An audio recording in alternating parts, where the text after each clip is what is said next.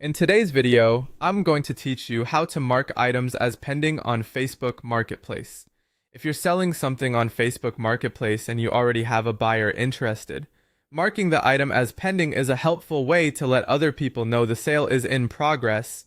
It can reduce extra messages and make your listing status clearer while you wait for the transaction to be completed. To get started, go to facebook.com and sign into your account. Make sure you're logged into the same account that was used to create the marketplace listing. Once you're on Facebook's main page, look over to the left-hand menu and click Marketplace. This will take you into the section where you can browse, buy, and manage listings. After that, find and click Your Listings.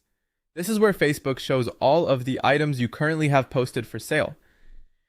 Take a moment to look through your listings and select the item you want to update. Be sure you choose the correct listing, especially if you're selling multiple items at the same time. When the listing is open, look for the three-dot menu, which may also appear as more options depending on your device or screen layout. This menu gives you access to additional actions you can take on that item.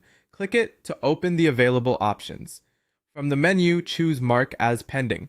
This tells Facebook that the item isn't fully sold yet, but it is currently in the process of being sold to someone. It's a useful status when you're waiting for pickup, payment, or final confirmation from the buyer. Once you select that option, confirm the change if Facebook asks you to. After that, the item will be updated and shown as pending on Marketplace. That helps set expectations for other shoppers and keeps your listing organized while the sale is being finalized. One helpful tip is to remember that marking something as pending doesn't necessarily mean it's completely sold, so you may still want to monitor messages in case the current buyer changes plans. If the sale goes through, you can later update the listing again, and if it doesn't, you can return it to an active status so other buyers know it's still available. That's all it takes to mark an item as pending on Facebook Marketplace.